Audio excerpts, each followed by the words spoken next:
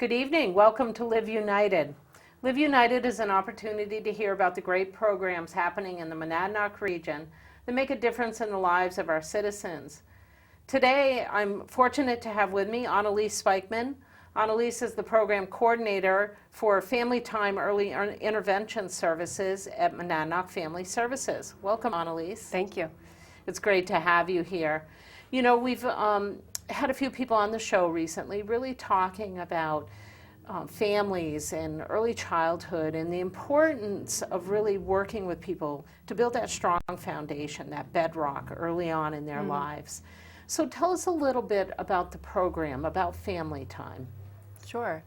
Family Time is what we consider a child abuse and neglect prevention program, and it really is starting at an early age, assisting families who are in need. Our core work is around parent education, but often we are also connecting families with outside resources, making sure children are getting the developmental screenings they need, connecting families with housing or substance abuse or mental health treatment, making sure they have the food they need. So really finding the ways to really support the family all the way around. And our hope is that by doing that, we are helping to alleviate the stresses in a home that can cause child abuse or neglect. So you mentioned that child abuse and neglect piece. So who would be a family that might be involved with Family Time? So many of our families are, they're really the neediest families in our community. They're the families that often aren't asking for help. They're really struggling to kind of make it on their own, but they are really the most at risk because of some of the factors I mentioned earlier. Many of these parents are homeless or in and out of housing. They're unemployed, a lot of single parent families, families with substance abuse or mental health issues that may or may not be being treated, and a lot of poverty, as well as multi-generations of trauma that kind of impact the parents' ability to parent in the way that they would like to. So if a parent became part of your program, what would be some of the things that you'd be working with them on? Our work would be initially doing a screening of what their needs are. We always try to involve the family in creating their own goals. So I don't want to walk into a home and say, this is what you need to work on. So we would ask them, what do you need? What do you feel like your biggest need is? And we might set 2 or 3 main goals. And in those initial goals, there may be something that says, you know, I really need to address the way that I talk to my kids, or I really want my kids to listen to me. It might also be, I need to get out of this housing situation. It's not safe, or it's not stable. Or I need to address my own mental health issues so that I can better parent my child. So my guess is you probably collaborate with a number of other organizations to make sure they have wraparound services to meet all those needs. Is that true? Certainly, yes. So who would be some of the people that might be involved with you? So we coordinate services often with area hospitals, whether it be here in Keene or in Peterborough. We coordinate services with Monadnock Family Services, Monadnock Developmental Services. We connect children with their area schools, whether it be for preschool, elementary, middle, or high school.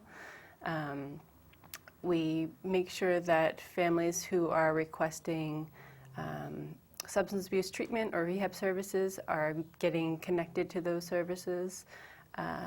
We also coordinate with food banks, community kitchen, a lot of other United Way agencies, you know, are partner agencies of ours. Wow. Now, are you working with the correctional facility then at all? Yes, I actually do a weekly parenting class in the jail, and so I do it on the women's wing, and then I have a colleague who goes into one of the men's wings and does a class on that side. And so a lot of my work is one-to-one with incarcerated mothers who then will come out and call me when they get out and ask to do individual home-based work or community classes with me. I also get referrals straight from the jail or from probation officers as people are being released. So one of the things I was going to ask you about is the individual home-based work that you do, and then the group work you do. Sure. So could you tell us a little bit more first about the individual home-based work? So that's the core work that we do. At the majority of the families we serve, we do home-based work where we are going into the home all over Cheshire County and parts of Western Hillsborough County. We go in-home and work with families on their, like we said before, their stated goals. Unlike some services where one person in the family is the client, in our work, we consider the whole family our client. So anybody who may be living there within the home, and sometimes we're dealing with 4 generations, you know. There's the baby and the mom and the grandma and the great-grandma all in one home. Sometimes it's a single parent with kids. Sometimes it's 2 families living together or blended families. So anybody living within the home is considered a part of the family that we work with. And we really try to look around and see what is working well in this family that we can build off from, and what is a struggle, and how can we create goals to help build them up. So what are some typical assets then that you see out in families that sometimes maybe we in the public don't recognize that we have? So a lot of families are very resilient. There are families that I work with who have been through such difficulties, and it is so impressive to me the way that they rise above and work through that. Other families, I'm just so impressed in the way they support each other. And, you know, they look out for each other, they protect each other, whether it be siblings or other family members. They really protect each other and make sure that, you know, that needs are being met, whether it be for childcare or housing or food. They're looking out for each other.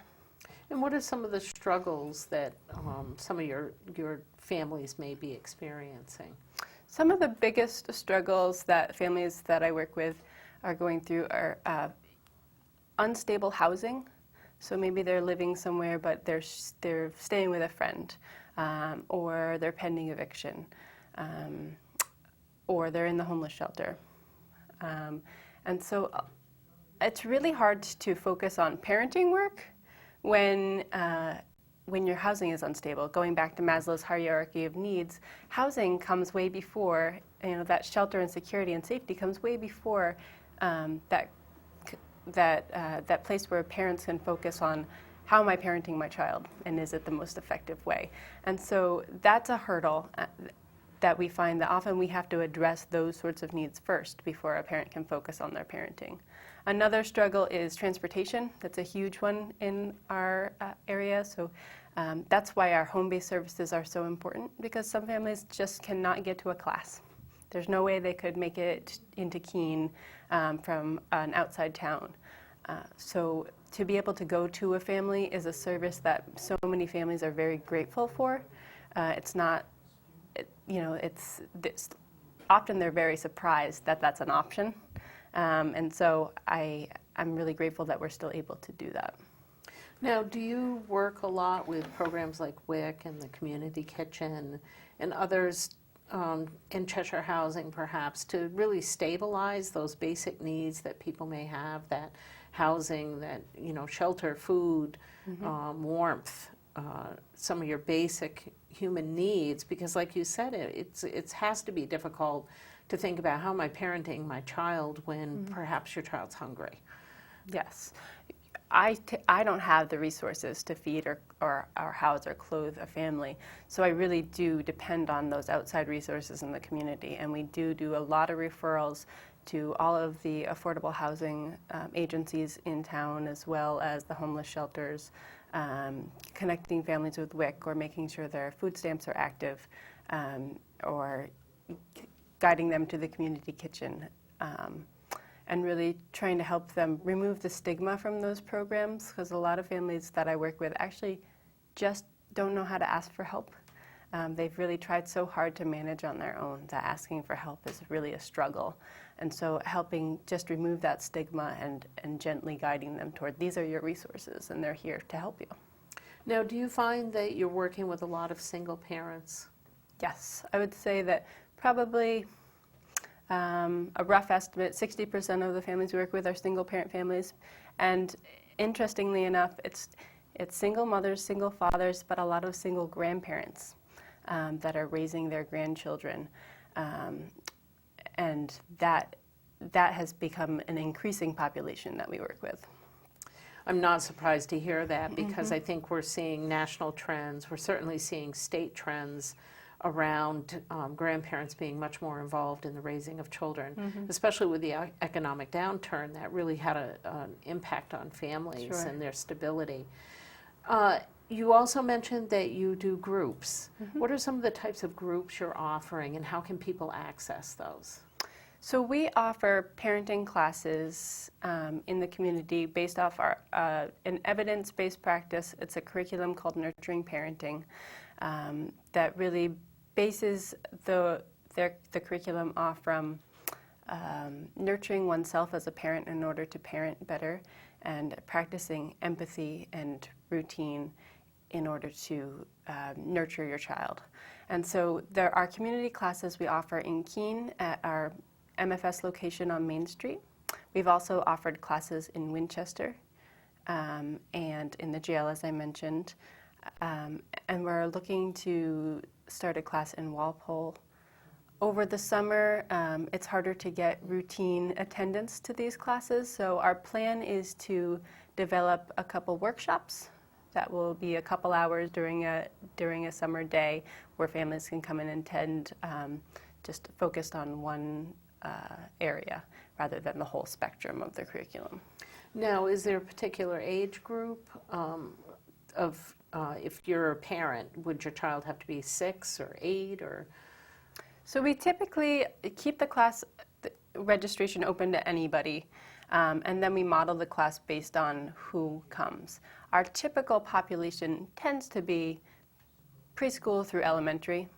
Those are the parents that tend to be coming to our classes, but certainly we have plenty of parents with teenagers or infants that come to our classes, and we really kind of model the information to meet everybody's needs.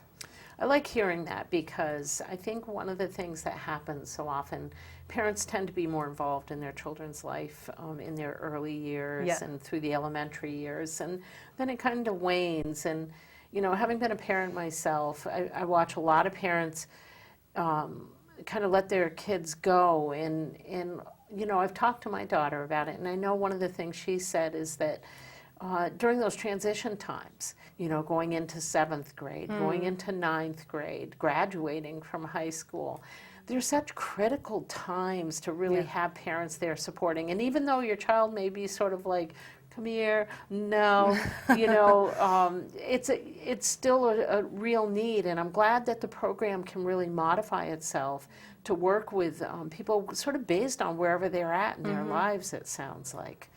Yeah, I mean, our philosophy is that the basic principles of parenting and really the curriculum that we follow can be modified for every age group, because no matter what age your child is, you're still working on the same core principles and values.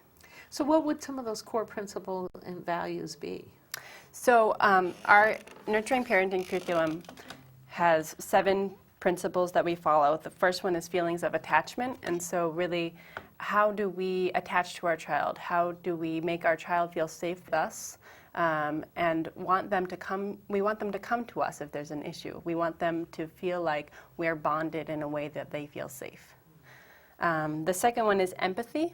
So understanding that, first of all, as parents, we have to empathize with our children and kind of put ourselves in their shoes and think how they might be feeling in order to really understand them and understand where they're coming from. Additionally, we want our children to be empathetic.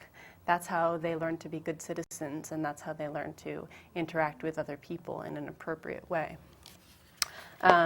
Nurturing oneself is the third principle, and that, you know, ask any parent I've worked with, that's one thing I tell them every time I see them. You really cannot be fully present for your child if you are not paying attention to your own needs, taking care of yourself in whatever way that might be, whether it be addressing your own you know, physical needs or medical needs, mental health needs, or really just taking some time for yourself.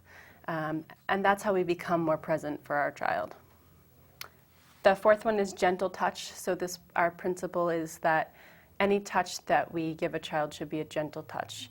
We don't, there's kind of three principles there's three elements of touching. One is scary touch, which is any unwanted touch.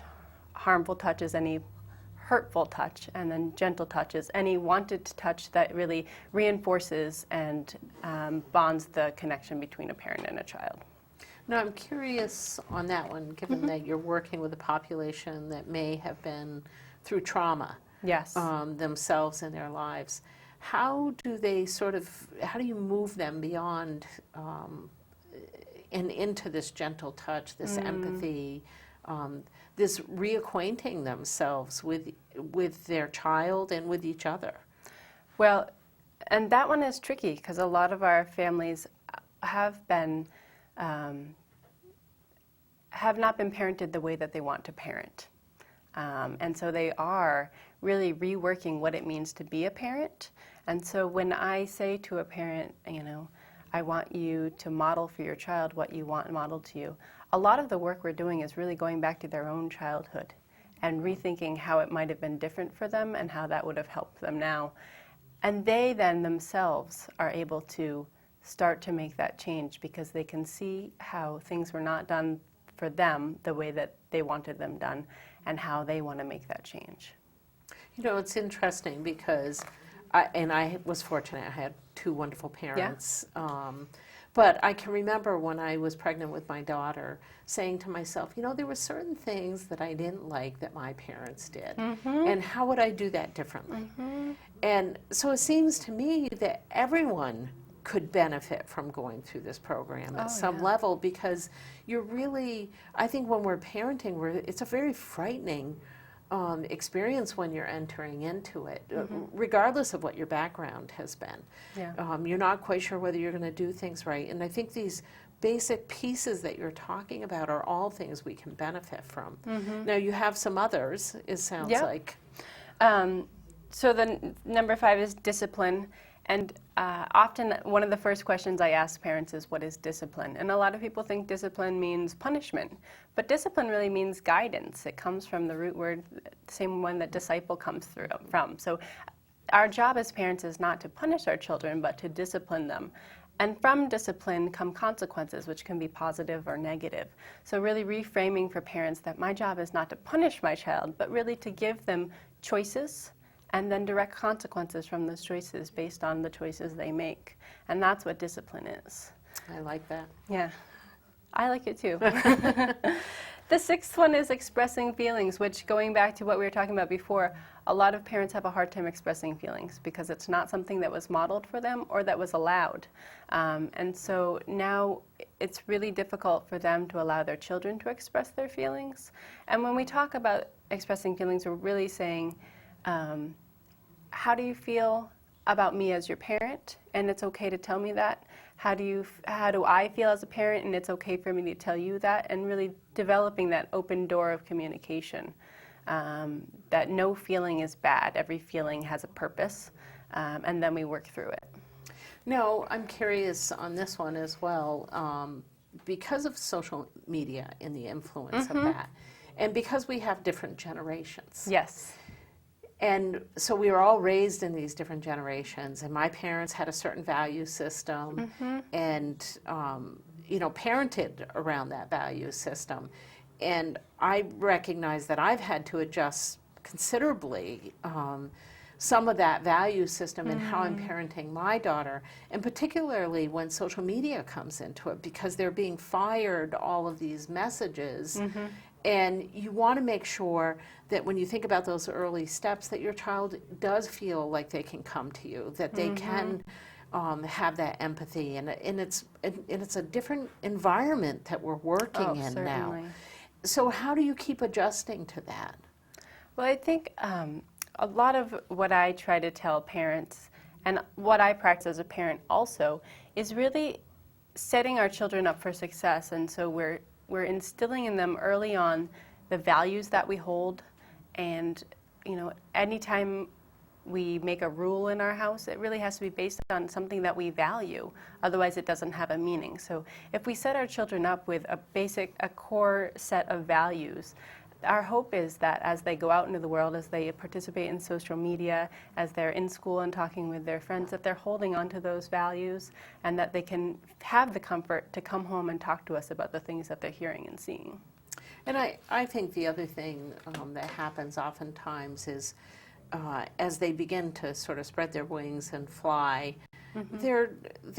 that value system is always a core for them to come back to. They may try other things to see if they find their own way around it, but it does feel like they always sort of come back to some of those core values that were instilled in them very early on. Yes. So they seem so important. Yes.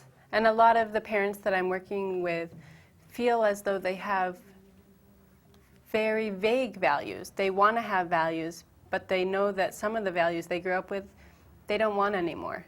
And they want to create new values. And so a lot of the work is, what do I value? What's important to me? And how do I teach that to my child? Now, do you find that people participating in the group environment in particular end up becoming really supports for each other? Yeah, I think that a lot of our groups have developed some good friendships. I think that's really important for some of these families that feel pretty secluded. A lot of our families have parents who are disabled, whether physically or with mental health issues, and so they are pretty secluded in their homes, as well as the transportation piece. And so their identity becomes, I'm a parent who sits at home. And so really, I feel like having these classes is a way for them to meet other parents who are feeling the same way and to build a community. And in a lot of my classes, they've developed some pretty great friendships that have lasted beyond the class. So if a person was really feeling kind of alone, and I think lots of times people think, oh my God, I've got to do this alone, or I am alone, and they're really not. There's this wonderful service available to them. How would they reach out to you? And is it open to anyone? Sure. So Family Time meets the needs of anybody in the Monadnock region with children from the ages of 0 all the way really up to 21. So a lot of our more developmentally delayed children who are staying at home with their parents, we can help meet their needs to a certain extent as well, as long as it's around the parenting piece and making connections and community. And so there's no financial constraints. There's no, you don't have to be a certain kind of family. It's really open to any family who's looking for extra support. And what we find is often these are the families who are in crisis, and they're really looking for someone to come in and really answer some of their questions and come up with some advice for them, and also just to validate them. The best way to reach out is to call Monadnock Family Services. They can call 603-357-4400 and just ask to speak with the Family Time program. Typically they'll talk with me, and I can set them up with someone to either come out to the home pretty quickly, or I can sign them up for an upcoming group. Now, is there a cost involved with participating in the program? There is not a cost involved. Our home-based services are completely free to families. We are supported by the United Way as well as some other funding. And we find that really opens participation to families who would not otherwise be able to have this sort of service. Our community classes, we do charge a $15 fee, which pays for our book, the curriculum book, but we do have a scholarship fund for that as well, if that's a barrier for a family. And if a mother and a father come to a class together, they only need one book, that's just $15 for one person. So, and at those classes, we offer free childcare as well. Wow. So really quite an opportunity if you're questioning as a parent your parenting techniques, if you're really thinking about reworking your value system, about how you were raised, developing those skills in your children that they'll need moving into the future to lead successful lives. Such a valuable opportunity. So they can contact you through the MFS phone number, Monadnock Family Services phone number, also through your website, I would guess, at mfs.org. And do you have a Facebook page? We don't have a Facebook page, no. But I appreciate people reaching out because I think I can answer the questions that they need if they call me. So. Okay, so people can reach you that way. Now, did we miss any of the valuable steps here? The last one is the expectations and self-worth, and so understanding as parents what is age appropriate to expect of our children, and understanding how that increases our children's self-worth. So for example, say you expect that your 2-year-old is going to get himself up and dressed and ready for school every day. He's going to feel pretty poorly and frustrated because he's not ready for that developmentally.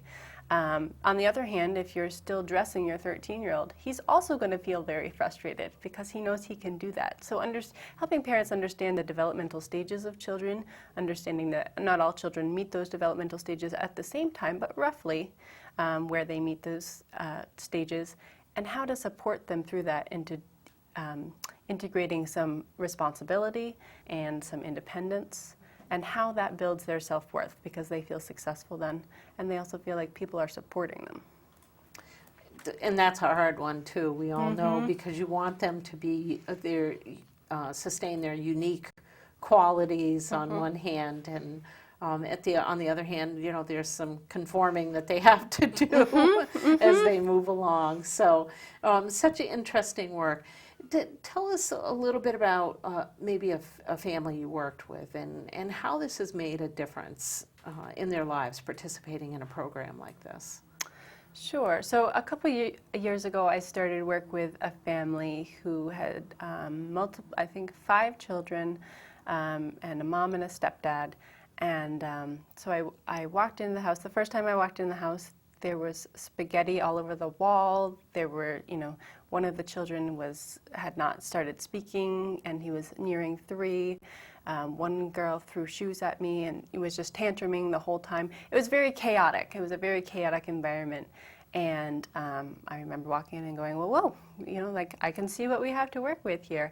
And mom and stepdad were just so frustrated. They had really felt like they had tried everything, and that DCYF had been called again, and which is where the referral came from. DCYF called me and asked me to go out to the home and really just support the family and come up with some new goals.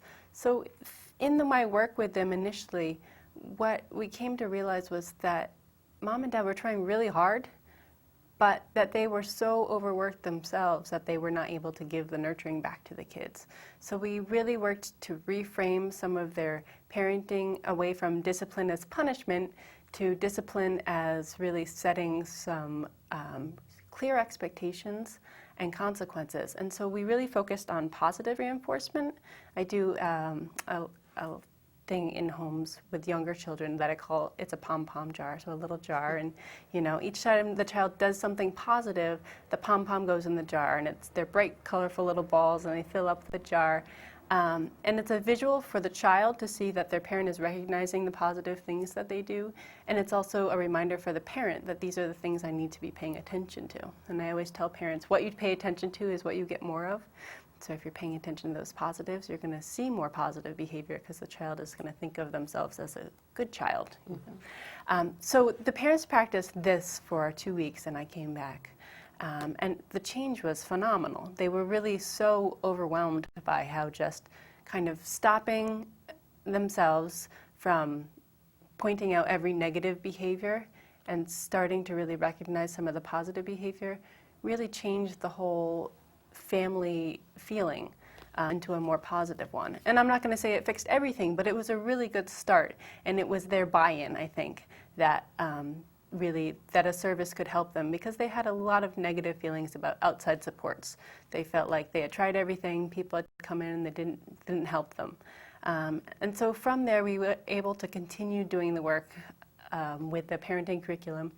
And the mom was able to say, you know what, I think I need to go and get my own help. I need to get some therapy for myself to resolve some things that I'm struggling with as a person, which is affecting my parenting. And I thought that was such a great step for her. And the young girl who was throwing shoes at me also started her own therapy, which really helped her tremendously. It turned out she was really struggling with some pretty severe ADHD and just needed to learn some coping skills to help regulate herself. And so those outside supports, along with these home supports, really balanced each other. I was also able to help refer the young boy to MDS to get an evaluation for developmental services, and he was able to get in-home supports for himself and some speech therapy, and now he talks great. And the family has graduated family time at this time, but they have come back to do some of the community classes just as a refresher. They keep in contact. They're very thankful for the work that we've done together. I think that they were, it was kind of an eye-opening experience for them that there was a different way to do parenting, and it was very different from the way that they were parented. And so that continues to see results. Their home now is the calmest home that I walk into, really, out of all of my families. And it's due to the hard work that they've done and their openness and willingness to really try something new. And we're so fortunate to have services like this available to support a family who's wanting to make that type of change. Yes. Just imagine that if you weren't there to be able to provide that initial home-based service, and if we didn't have services like DCEYF, who partnered with wonderful agencies like this to really bring those services into families in need. And I think sometimes we look at families and we just say, you know, it's their problem, they have to deal with it. But it's so important that we support the services that can meet these needs of people wanting to create this change in their lives. What a great story. Now, what are some of the needs you have as a program in terms of, I imagine participation is always important, Yes. but do you have a need for mentors or volunteers or people or any kind of goods or services? I think our biggest need is sometimes having space. You know, I talk about wanting to do workshops and such, and we don't really have a space of our own to do those. And so we will be reaching out to the community to find space to invite families to participate in workshops. We do a pretty good job of maintaining low costs for the work that we do. We don't buy anything extravagant. We buy our curriculum and we get snacks for kids. And I think, you know, any sort of, the one thing that we often do need for families is just clothing resources. Children grow pretty quickly, and if you're on a limited income, that's often a struggle for families. And so finding more resources where we can help rotate gently used clothing. And this time of year, that's so important. We think of it often in the winter months where we're wanting to make sure people are warm and we're bringing, you know, coats and hats and mittens in. But we forget that people need shorts and clothes for the warmer weather too. And that, like you said, they grow fast, really fast, especially the younger age group that you're working with. So some clothing resources, space, I hope public you're hearing this, space needs in terms of donations. Now, can somebody sponsor a family by purchasing the curriculum for them if they wanted to do that? Certainly. We have, you know, a scholarship for those books, and we would always open that up to anyone who felt like sponsoring a family so they were able to participate. I think that would be a wonderful way for a community person to give back. I'm just thinking that, you know, if for $15, you could sponsor a family going through this life-changing opportunity that they are joining because they want to embrace that, and they want to make change in their lives. So what a wonderful opportunity. Now let's talk a little bit about some of the politics and some of what's happening. I'm curious whether you do any advocacy for the families that you work with. Advocacy, either locally or with our legislative. It may be with schools. You mentioned that you partner with schools.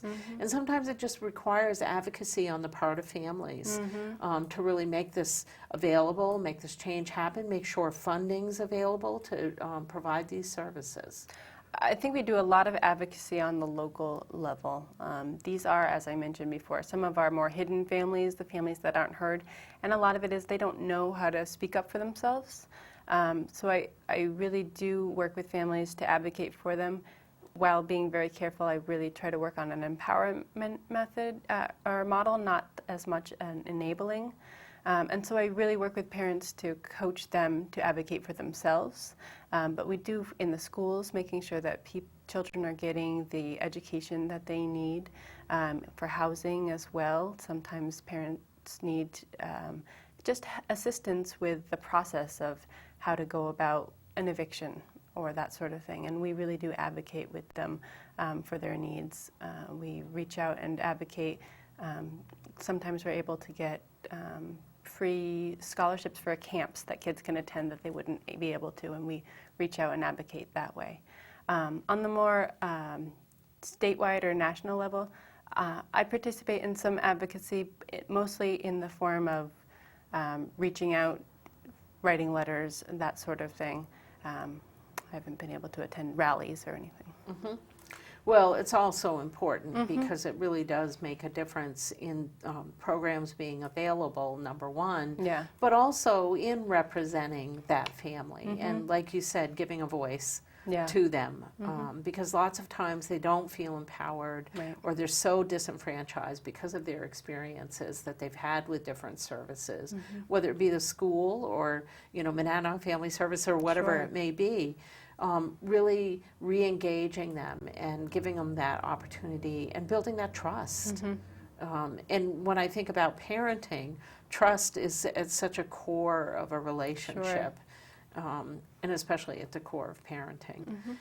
Any final thoughts for the public on both the program Family Time or just a message for parents out there? I think I would like parents to think about our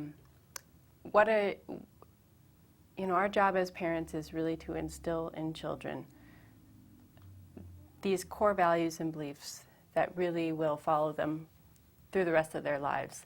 And I think especially about our youngest children, 0 to 3, where our job as parents is to make sure that their lives are stable, that they are, their brains are growing, and that we are doing everything we can every day to be conscious of the way that we are parenting our children, but also the environments that we put them in, because it really does affect them long term. And I think also being, working at Monadnock Family Services with our mental health services, I can see how prevention services that happen early on in a child's life can really prevent them from coming in as a teenager with some really disrupted behaviors. If we work at the beginning of their lives to make sure that they have the stability that they need, that they have consistent caregivers, that they're being fed on a consistent basis, and that they know who they can trust, going back to what you said before, trust. Who do I know to trust? And so I would really just ask parents to be conscious. What is it that I'm giving my child every day? And how is it going to help them grow and to be the better person that I want them to be? So again, if people wanted to reach out, and this is open to anyone in the Monadnock region, if people wanted to reach out to you, how would they contact you? They can call 603-357-4400. Also, you can go on our website, www.mfs.org. So 2 good ways to contact you. The other way is always through 211. Correct. Here in the state, they will refer people directly to MFS. And I apologize. The lights always make me cough for some reason. It gets hot in here. So an important service with important core values that can be developed in families. And one of those little safety net pieces that when combined with all the other services out in the Monadnock region really can support our families in raising healthy children and raising children for the future. Right. And, we have to remember that these are the these are not only the future, they're our future workforce, they're our Correct. future parents, Mm-hmm. they're our future families, Right. all of those things. So, and our neighbors. Right. So, taking care of each other. And if you know someone that needs this kind of service, please encourage them to contact Monadnock Family Services. Or if you feel like you do and you just have questions, reach out to Annalise.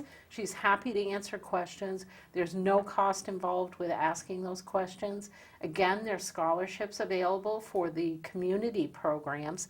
And it sounds like you're going to be doing some one-day workshops. Yep.